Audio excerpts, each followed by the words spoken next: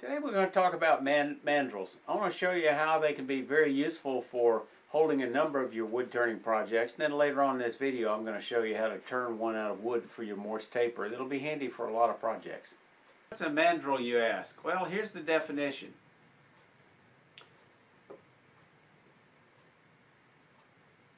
So there's basically two different types of mandrels. There's the one that typically fits in your Morse taper, such as a pen mandrel, and then there's others that screw onto your spindles, such as this bottle stopper. So let's take this pen mandrel for example.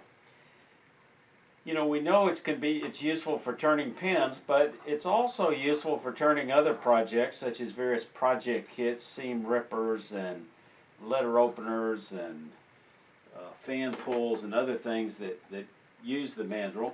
But you can also turn some bushings, and you can use it to turn globe ornaments that have been segmented by just adding your own bushings similar to this, and then tighten it up. Typically when you use a pen mandrel, you're either going to use a 60-degree cone, but such as this, but it has a tendency to put pressure on here. A better option is to use a mandrel saver like this inexpensive one, this Chinese one, that allows this. Get this off of here. It allows it to float without any pressure, so it supports it. But what I find actually a better option, but you know, it depends on what kind of work you're going to do. I like the optional Nova Live Center, and if you turn one out of, could be wood, this is HDPE, drill a 1/4-inch hole, and it can do the same thing. And then of course you save the price of having a separate special purpose one, and you've got one that can do any number of things. Remove that. Another commercial mandrel is this 3/8-inch bottle stopper mandrel from Ruth Niles. So there's other folks that make them, and it's self-tapping, so you drill the appropriate size hole in your bottle stopper and it goes right on. This is not part of it. This is actually a spindle adapter to convert it from a 1-inch to a 1 1/4. But not only could you use this for bottle stoppers, you can also use it for other projects where a 3/8-inch hole, or actually a smaller hole, but a 3/8-inch tap might be suitable. Using this similar to a screw chuck if it didn't require a base larger than that. One example might be turning a chess man, where you could drill the appropriate size hole for this to recess into, as well as a hole suitable for this, maybe 5/16 of an inch, and then you can thread it on and turn that into a chess piece. Now what I like to do is use a non-commercial model that I make. I've got a whole series on chessmen. If you're interested in turning chessmen, you might want to check that out. But basically, you're going to take that blank. You're going to make what I call a screw mandrel, where you've got this elevation mandrel that fits into a recess hole, similar to the way you would do it using a bottle stopper. And you thread this on, tighten it from behind, and mount it in a chuck. And these work very well. I've turned a couple of. I'm on my 3rd chess set using these from spindle scraps. Now you could of course make one of these similar to this. This is a longer one for a needle case. Similar to the ones pictured here that my friend Dan Douthard made for a workshop, but frankly, if it's just you and you don't need to have 8 of them for a workshop, they're less than $20, so I'm not sure it's worth the effort of making one, and I find that actually centering the bolt can be a bit of a challenge. Here's another Morse taper mandrel that's used for bill buffs. In this case, a 4-inch bill buff that threads in with I believe it's a 3/8-inch bolt. Now the alternative to that, they also have some on the market that actually thread on, which I prefer to this particular one. But an option for making one is use a threaded glue block, and you could actually tap a hole. You could use a T-nut, but I find that if you're using a hard wood like this and you're using cross grain, which holds threads better, you know, this works just fine. And then you could have actually a separate one of these for each one of your buffs, and it might be easier to get off the big one than have to get a screwdriver to take the small one off. So that's an example of one you can make. Another mandrel I showed recently in a video is this reversing rod used for hollow forms. Maybe I fibbed when I said there's two basic types: the ones that go on a Morse taper and the others that thread on. But there's also ones like this you could use in a collet chuck. But the commercial models generally use a Morse taper. And basically, what this is for is centering this hollow form as a little bit large. So this is used for supporting a hollow form. This cutaway hollow form is a little large for this, but basically you've got a cone that supports at the top, and this goes down to the bottom, and you can make these in different sizes. The next commercial one I want to show you is this fan and lamp pull mandrel by Axminster. Very nice tool, different steps, so you can use different size holes, and you basically take your fan pull that's been drilled, fit it in there, bring it up between centers. The other thing that it can be used for is other projects, such as this picture of this nativity scene. I got this idea from Colwyn Way in an Axminster video where he used it, but one of the reasons he used it is that hole drilled in the bottom made it easy to set a dowel in it to use for spraying dye or airbrushing the colors. So that made it look like I might get a little more use out of it, so I went ahead and bought one, although I had to wait about 4 months because of supply chain disruption that a lot of y'all have experienced during COVID, where things were slow to get here from. Now, that's a nice one. This is what I used before, and it will work equally well. You turn a Morse taper, and that will fit in and bring up tailstock support, and this works just great. Matter of fact, this design is useful for a lot of different projects. Let me show you a few examples. It could be a taper for making flowers, such as these tulip flowers, and you turn one of these and make this 3/4 inch diameter, same as this hole, and it works real well for turning the flower. In addition, this same design can be used on certain birdhouse ornaments. It can also be useful in making a drive for turning a sphere. Just make it a little bit larger, pad it with a little leather, and then you have a cup on the live center side as well. So that's another use of it. This is the idea I got from Beth Ireland, making whistles. You can use it to support the whistles you might be making. So there's lots of options for using this taper.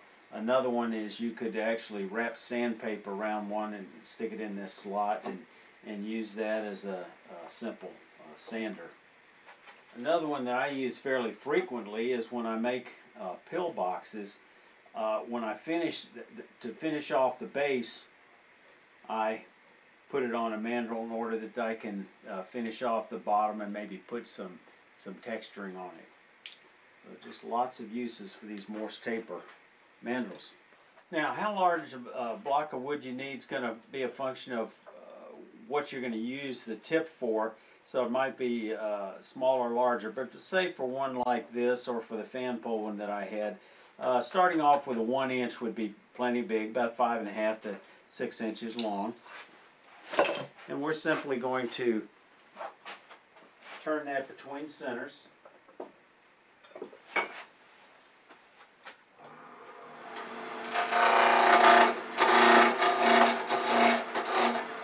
And we're going to get the speed on up, a couple of thousand.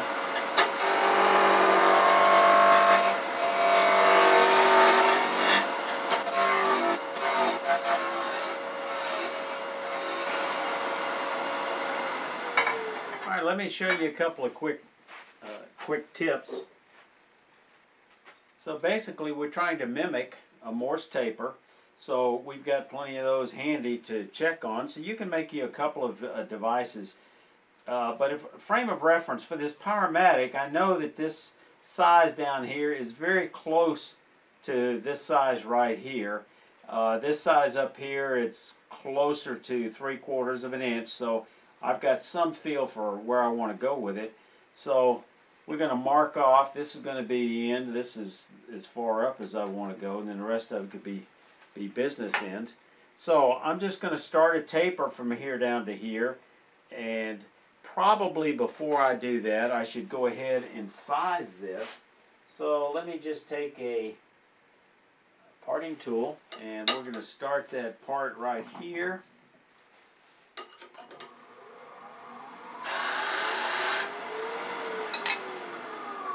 And one way, a couple of tips, you could either make you a little gauge like this. I've got a link to a handout from the South Auckland Woodturners Guild in the show notes that go into a little more detail on making one of these. But for example, I sized this to just fit near the bottom, so all I've got to do is mark where I want, how far up I want that to fit. For example, right here. And then I can size that to fit. And we're going to start on the end. Give ourselves a little bit of margin here. Now I'm going to turn it off so I don't wear this thing out.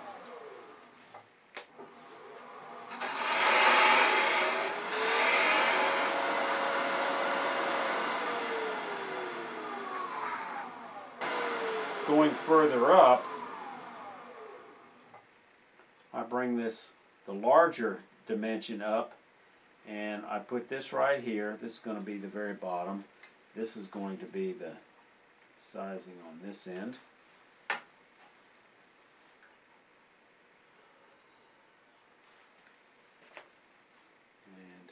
we're just going to take that down right next to it.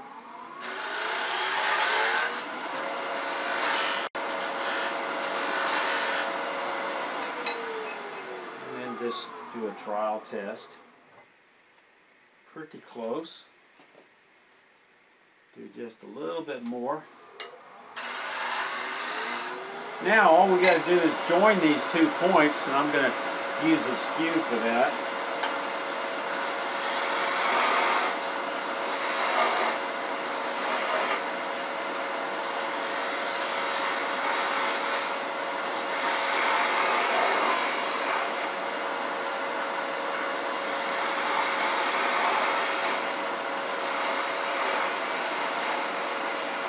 And then for the end, I'm just going to chamfer the end very carefully to prevent it from mushrooming when it gets tapped out with a knockout bar possibly. Now, since it needs to register here and here, we're not as concerned about the middle, so we can actually remove a little bit of wood in the middle.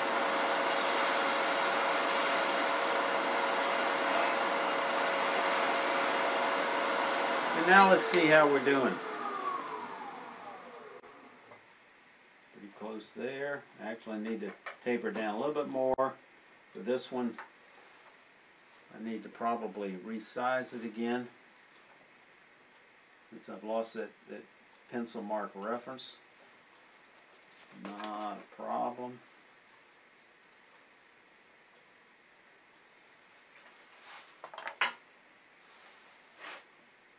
Still just a little bit big.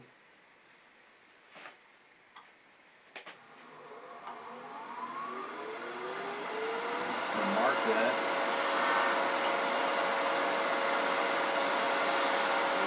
Be getting pretty close to a fit.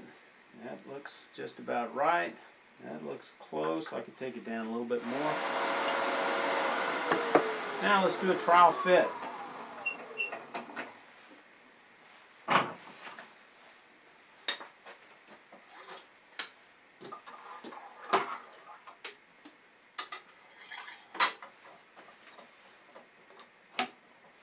And feels pretty good. Wiggles around just a little bit, so let's just turn it and see if we can't get a little bit of burnishing on it. So I see it's just got just a little bit of burnishing there.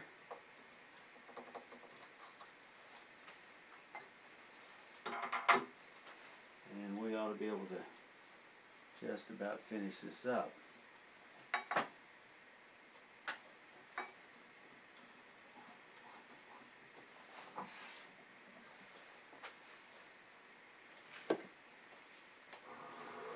I'm just going to do a little bit of a peeling cut here.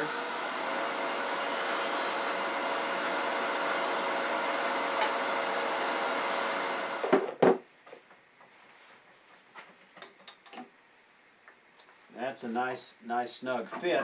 All I've got to do now is just tap it in place. And now I can fine tune this end to be whatever design I need this for. If you found this video useful, it'll be helpful to me if you give it a thumbs up. And if you're a brand new viewer, I'd really appreciate it if you could leave me a comment on the one tip that you got out of this video that was most helpful to you. You may find, if you're interested in other videos on chucking wood, click on the playlist. Click on the playlist up here for more videos on chucking wood. Y'all stay safe. Come on back here. So what's a pen man? Back up. So what's a back up.